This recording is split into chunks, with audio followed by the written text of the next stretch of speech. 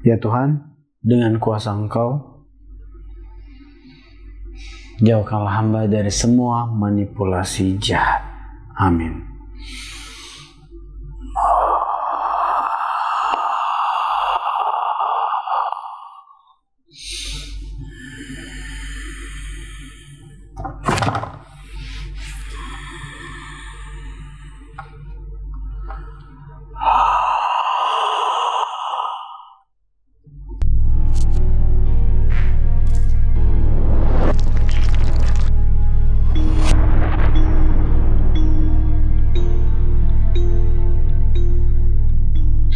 Jadi ceritanya, hampir kurang lebih 6 bulan,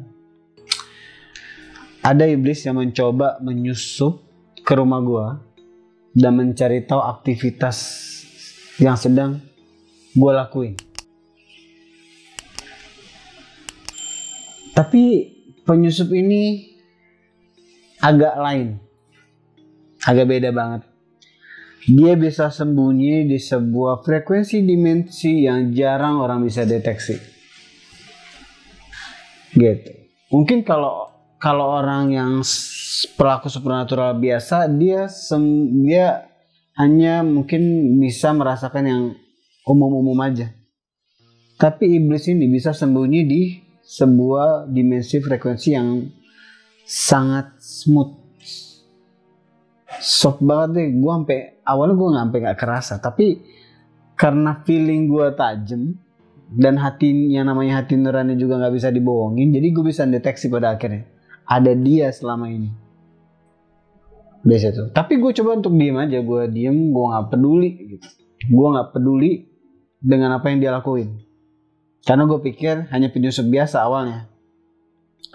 Semakin lama gue perhatiin, semakin kurang ajar. Kenapa? Ternyata dia bukan cuma menargetkan gue pribadi, tapi keluarga gue juga. Terus anggota-anggota peneliti gue juga. Dia sampai perhatiin. Seolah-olah kayak pengen mendapatkan semua informasi tentang gue. Dari tadi gue ngomong, dia cuman bisa senyum licik. Dan bentuknya itu seperti shadow aja. Shadow, dan dia bisa berubah jadi humanoid. Kalau kalian pernah lihat film Naruto, dia kayak seperti Jetsu hitam. Jetsu hitam kalau nggak salah. Terus pada akhirnya gue habis kesabaran di momen yang indah ini. Gue pengen interogasi dia sih.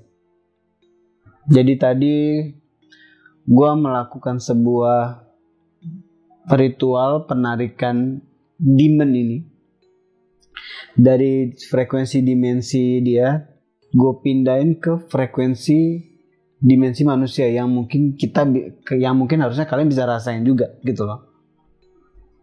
Tapi dia agak soft banget, agak lembut. Kalian harus pakai perasaan yang terdalam kalian di saat kalian harus mau ngecek dia.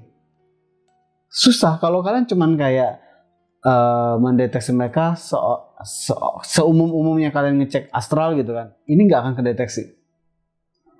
Kalian harus memasuki fase yang deep banget di dalam hati kalian, yang pada akhirnya kalian bisa mendeteksi senyum kelicikannya dia atau keberadaannya dia.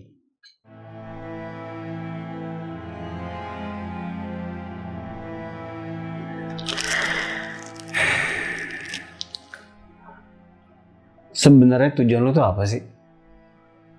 Dia bilang kayak tujuan, terus dia kayak ketawa-tawa, hahaha gitu. Lu harus ngomong. Kalau enggak, lu gue beresin. Kebetulan banget malam ini indah banget. Cocok buat hubungan yang intim antara kita sih. Dia bertanya, kenapa gue harus ngomong? Kenapa gue harus lo perintah? Ya kalau enggak, ya lo, gue bakal, awalnya gue segel, habis gue segel gue siksa, habis gue siksa gue beresin. Dia mengatakan, ya sombong banget tuh manusia katanya. Gue nggak sombong, gue cuman pengen aja. Karena yang lo targetin itu bukan cuman gue, tapi para anggota-anggota gue. Dan lo secara memori tadi pas gue baca, secara scanning memori gue baca, lo mencari kelemahan mereka kan, terutama yang laki-laki, nih kan, lo pengen hancurin kan keanggotaan kita kan. Dia mengatakan bahwa sah dong di saat iman kalian masih lemah. Gimana ya? Kebetulan kita ini semua manusia ya. Jadi pasti ada titik kelemahan. Dan buat gue itu umum selama dia manusia. Jadi sebenarnya kebetulan di depan gue ini ada teman-teman gue. Dia bilang kayak, di sini kan ada teman-teman lo ya, kenapa lo sibuk sama gue? Mending lo sibuk sama mereka aja. Terus selama 6 bulan ini, kurang lebih 6 bulan, informasi apa yang lo dapet dari kita? Terus dia mengucapkan, banyak bangsat, kata dia gitu. Kayaknya lo yang bangsat deh. Tujuan lo, dia kayak sambil kayak menunjuk gua, tujuan lo yang nggak biasa katanya, yang bakal merusak proyek-proyek kita, termasuk proyek yang sedang berperang, kata dia gitu kan. Lu tuh manusia bangsat, dia ngucapin. Apa gunanya sih lu mentranslate apa yang gue ucapin? Emang lu pikir semua orang akan percaya keberadaan gue? Intinya dia sedang berucap manipulasi balik ke gue. Gak ada yang bisa melihat gue katanya. Ada. Untuk orang-orang yang beriman sih pasti bisa ngerasain lu sih. Walaupun lu lembut banget energinya, tapi mematikan. Dan sangat amat memanipulasi sih kalau gue rasa. Lu harus tahu katanya, akan sangat amat sulit menemukan yang dia maksud tuh menemukan mother. Lo tahu semua rahasia-rahasia itu, lo harus pergi jauh dari sini dulu. Lo tahu kan tempat yang gue maksud itu di mana? Di saat lo mau mencari keberadaan the mother, kata dia, lo harus ke piramid dulu, dan itu jaraknya jauh dari sini. Gak mungkin, kata dia gitu. Kalian tuh semua punya keterbatasan, gue lihat. Ya, keterbatasan. Kita memang sebagai anggota Dewan 12 itu memang sangat amat punya keterbatasan. Tapi kalau Tuhan sudah mengizinkan dan menjamin, mungkin ceritanya akan beda. Kenapa, kata dia? Lu emosi sama gue. Sangat amat emosi sebenarnya. Tapi gue coba tahan. Ingat ya, kata dia. Dia mengucapkan, gue gak pernah menyentuh lo. Kalau lo nyentuh gue, pantang hukum kebaikannya. Jadi dia membuat sebuah pola, gue tuh gak bakal bisa nyentuh dia karena dia gak pernah nyentuh gue secara fisik. Jadi gue gak bisa nyakitin dia. Kalau gue nyakitin dia, hukumnya kayak dosa gitu. Dan dia bakal menang. Dan dia bakal ya gampang pergi dari tempat ini. Dan lo tahu, kemarin gue mendengarkan semua ucapan-ucapan kalian. Dan kalian tuh semua emang bangsat. Dia ngomong kayak gitu. Harusnya kalian gak tahu soal tabut perjanjian. Semua sudah direkayasa sangat amat baik dalam memanipulasi kitab-kitab. Semua leluhur kami, kata si iblis ini, semua leluhur kami sangat amat bekerja keras buat menjatuhkan kalian para manusia, biar terus terlilit dalam dosa. Kami gak bakal ngebiarin kalian bebas. Kalian harus sama seperti kami, si pendosa. Jadi ini akan menjadi sebuah keadilan. Kita dalam kehancuran, kalian pun sama. Bahkan nabi-nabi kalian pun itu kita hancurin dengan cara memanipulasi orang-orang jahat sebagai alat dari kita untuk ngancurin nabi tersebut. Dan sekarang dia tertawa-tawa. Bahkan kami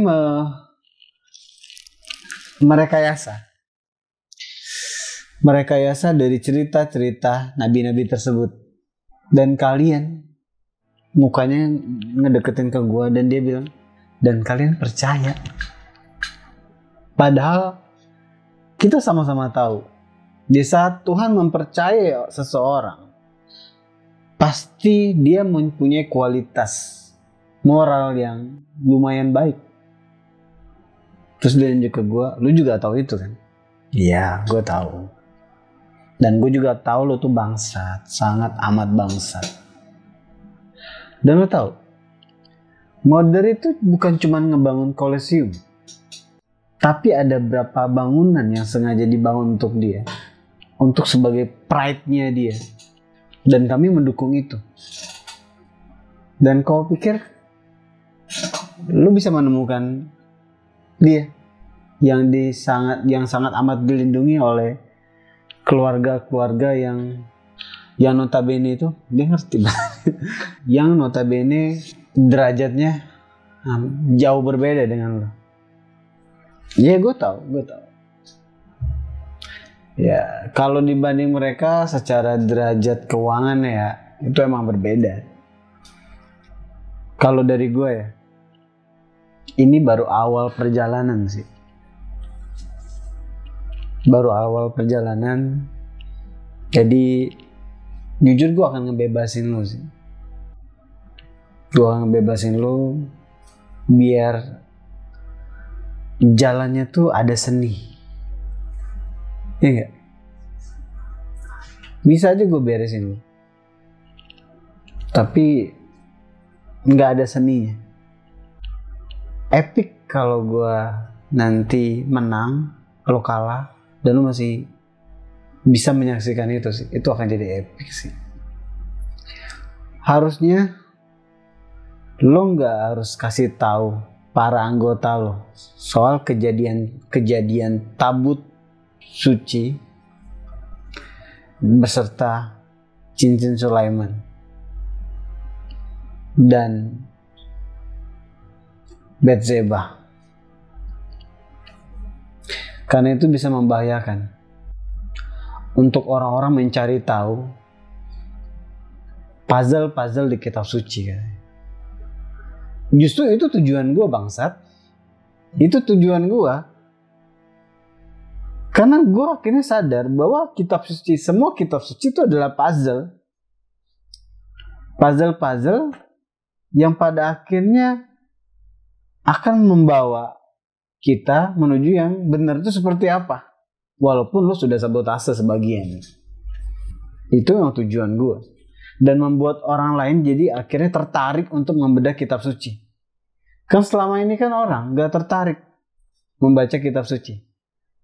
Tapi setelah mereka sadar bahwa di situ banyak puzzle, gue rasa mereka juga akan mengikuti jalan gue sih. Terus dia berucap, mati, dan gue pengen lo mati katanya.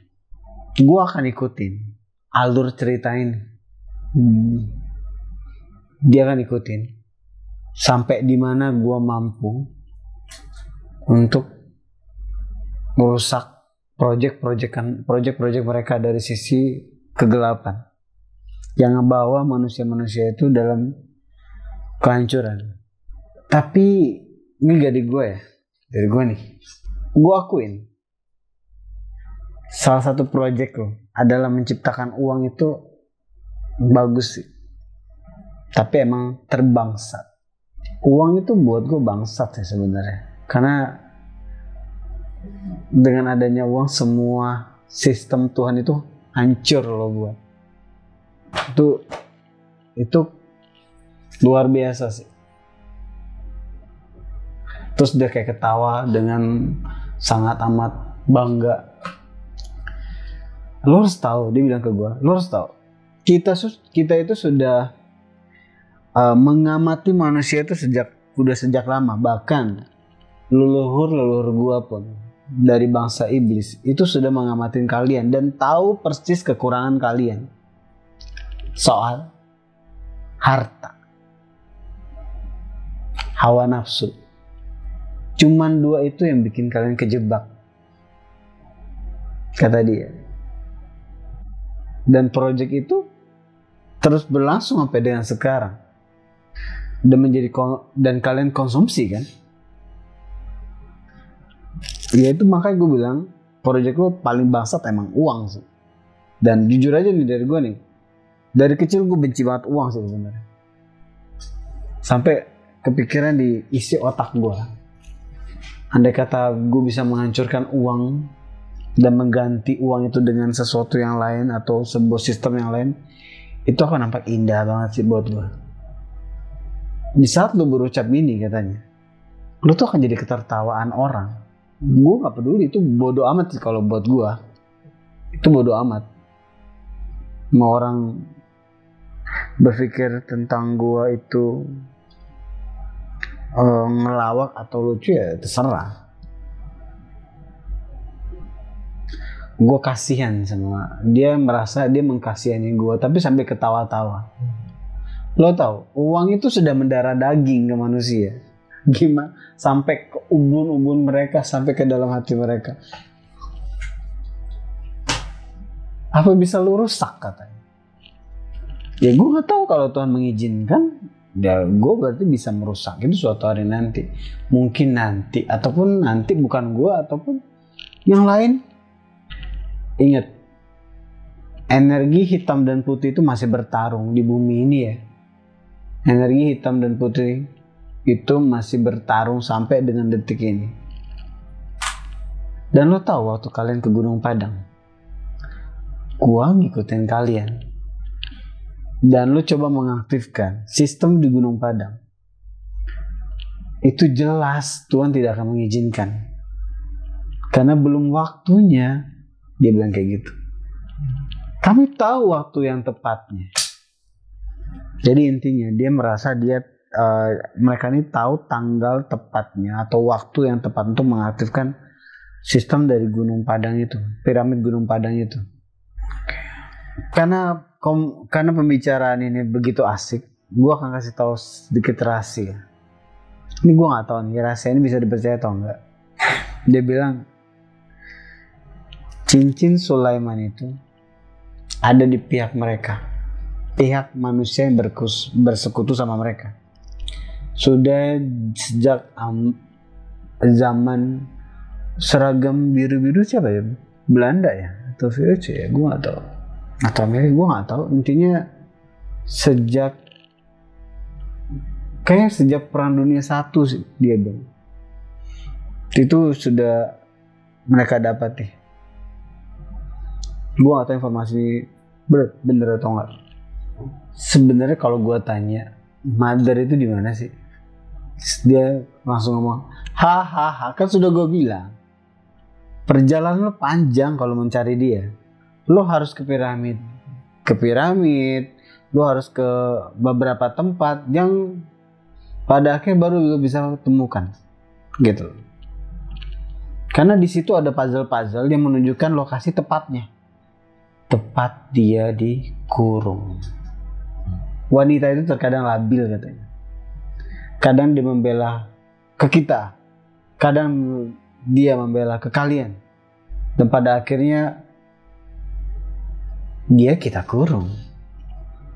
Kita ini yang dia maksud itu bukan dia, tapi mungkin atasan-atasan mereka. Jujur gue gak ngerti yang lo maksud. Maksudnya dikurung tuh kenapa? Lo lihat matanya, gue disuruh lihat matanya dia, lo lihat. Dia itu gak jelas. Makanya atasan-atasan kita ngurung dia dalam sebuah diskusi antara manusia dan para iblis fisik yang sepakat untuk mengurung dia karena ketidakjelasannya dia. Bahkan lo punya data di kitab astral, gue pernah dengar kok lo pernah mengucapkan bahwa mother labil kan. Iya, gue tahu soal itu. Dan gue juga tahu tujuan lo ingin ke pantai selatan kan.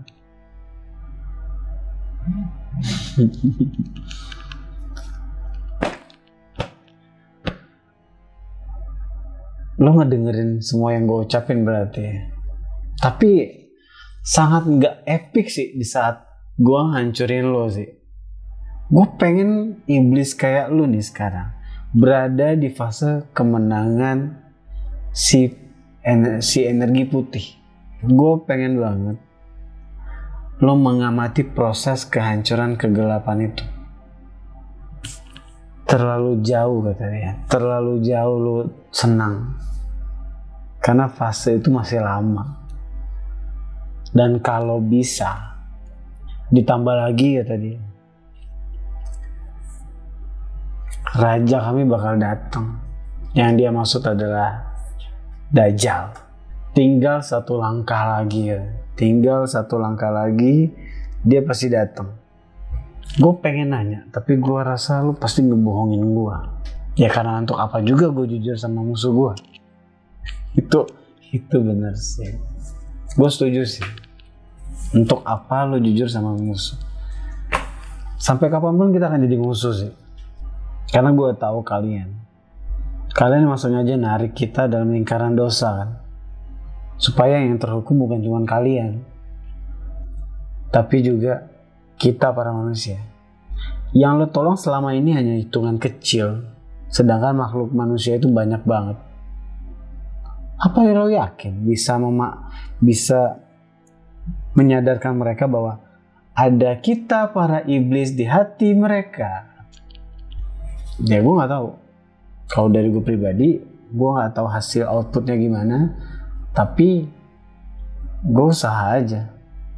Terus kenapa lo nggak berhentiin niat lo untuk ngancurin kita? Kenapa gue tidak berhenti untuk menghancurkan kalian? Karena gue rasa gue emang lahir untuk kalian sih. Untuk ngancurin kalian sih. Itu gue sadarin dari gue kecil sih. Lo terlalu naif sebagai manusia katanya. Lo terlalu naif sebagai manusia. Tapi itu asik sih buat gue. Kadang sesuatu yang tidak mungkin menjadi mungkin tuh buat gue indah sih. Kita buktiin aja nanti di akhir. Ya. Perhitungannya kan deket bentar lagi. Dia bilang kayak gitu. Perhitungan akhir manusia itu udah deket kata dia. Ya, gue juga setuju itu sih. Terus apa lagi yang lo tahu? Yang jelas mengantongin tujuan kalian. Dan tentu kata dia, gue gak bakal tinggal diam. Dan gue laporin semua ini ke atas gue. Bahwa manusia-manusia bangsat yang ingin mencari tahu yang harusnya gak dicari tahu seorang manusia. Walau lo diberkati katanya. Nunjuk ke gue, walau lo diberkati. Lo pikir akan mudah? Tidak. Tanpa sadar sebenarnya kita ini udah meracunin manusia-manusia dengan DNA dosa. Dan sulit untuk kalian lepas karena sudah mendarah daging ke dalam tubuh kalian. Gue ngerti sih pola itu karena gue udah ngerti. Gue udah belajar roh jadi ngerti yang lo maksud. Gue ngerti konsep reinkarnasi, gue ngerti. Jadi intinya si bangsat dan sekutunya ini sudah mensabotase konsep reinkarnasi. Gue nggak tahu apa yang dia lakukan. Justru gue pengen cari tahu. Sehingga terbentuklah sebuah kecacatan Terus tubuh yang seharusnya laki tapi dalamnya perempuan, dia sudah mensabotase inti. Atau sebaliknya, dia tubuh perempuan tapi di dalamnya laki-laki. Lu yakin? Dia nanya ke gua, tetap berada di jalan ini dengan resiko nyawa lu hilang.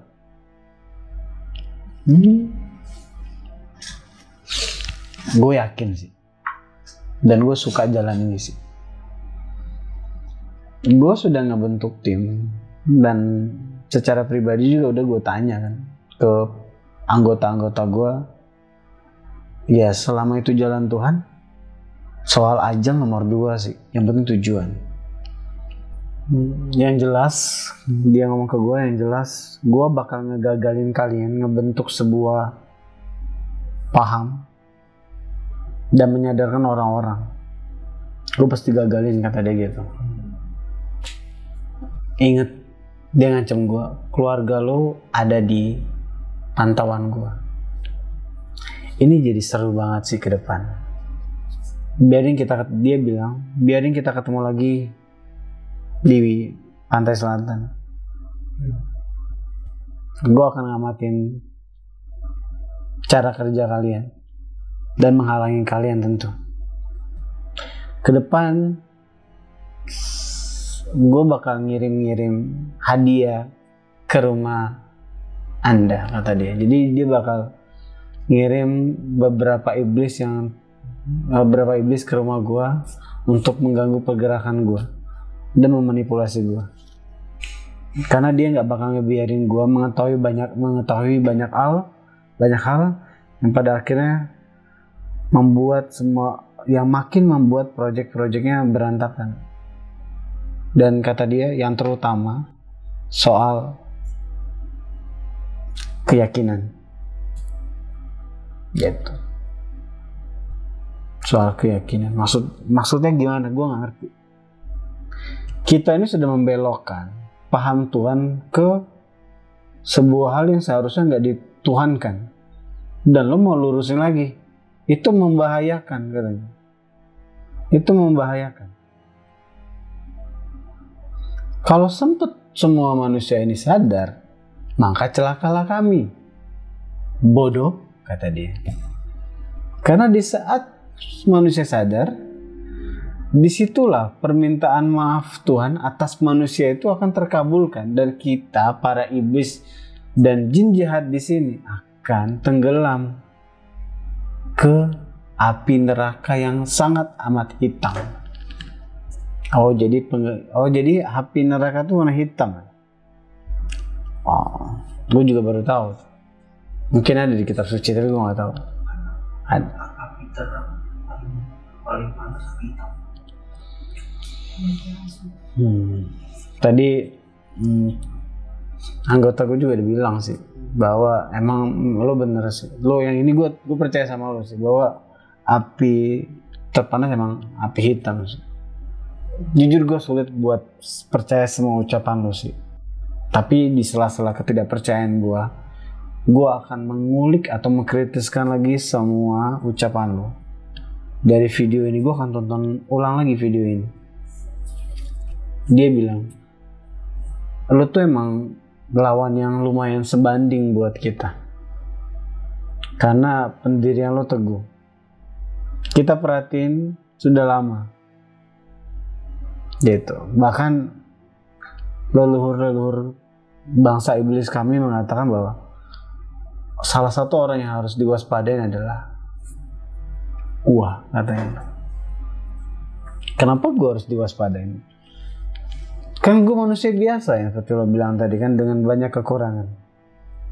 Dia ngedeketin mukanya ke gue dan mengatakan bahwa lo tahu apa yang bahaya dari lo? Tekad lo, anjing. Oh, tekad gue. Tekad lo tekad bangsat, katanya, membahayakan kami. Gue udah males ngomong sama lo. Lo inget ya, ke depan akan banyak iblis yang gue kirim ke sini buat mengganggu semua pergerakan dan pikiran lo. Jadi selamat bersenang-senang dengan iblis itu. Silakan. Gue bodo amat, gue gak peduli sih. Salam buat semua anggota lo. Semua anggota yang lo bangga-banggakan itu. Semua orang-orang yang percaya sama lo, salam. Bahwa kalian itu gak akan pernah menang. Karena yang berkuasa sekarang ini adalah harta, uang. Dan kalian tuh gak punya apa-apa. Ya, gue iya-iyain dulu aja. Ya, gue iyain. Semua yang lo ucapin tentang kita, gue iya-iyain dulu aja. Gak masalah. Biarinlah kalian berdosa. Dia ngomong kayak gini. Biarinlah kalian berdosa, terkubur, tercacing lah kalian karena kalian penuh dosa. Biar kita selalu bersama-sama. Bahkan kita mau dari beberapa tahun yang lalu, mungkin puluhan atau ratusan, gue nggak tahu maksud dia apa nih. Bahkan dari ratusan tahun yang lalu, kita sudah membuat sistem menargetkan kalian para keturunan Adam. Dari kecil kalian tuh sudah ditargetin untuk sebagai alat mempermudah kami. Dan sebagian besar mereka jadi alat. Makanya sekarang jadi kekacauan. Bahkan ada satu negara yang sangat amat meyakini bahwa matahari adalah Tuhan. Indah bukan? Ya gue tahu yang lo maksud. Kalian itu lucu. Ya kita lucu. Tapi lo lebih lucu sih sebenarnya. Berdosa tapi gak pengen dihukum. Dan gak pengen dihukum sendirian. Itu lebih lucu sih buat gue. Anjing nih manusia katanya. Gue rasa komunikasi kita cukup ya. Gue gak harus ngobrol banyak sama lo. Karena lo bangsat sih ini gitu aja. Lo bangsat. Dari muka lo aja muka bangsat sih, jujur aja. Dengan senyum sok manis tapi bangsat tapi licik lo itu gue gak nahan sih, sumpah. Andai kata gue bisa nendang, udah gue tendang sih dari tadi. Sentuh gue kau, berani kata dia gitu kan. Gue gak mau nyentuh lo sekarang, nanti ada kesempatan pasti gue hancurin. Jadi gue bakal lepasin lo. Dan sampai ketemu di pantai selatan.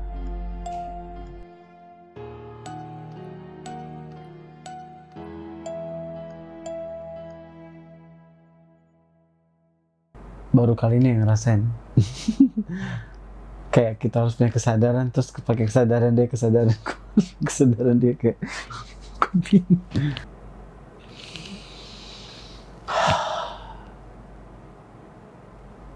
jangan emosi.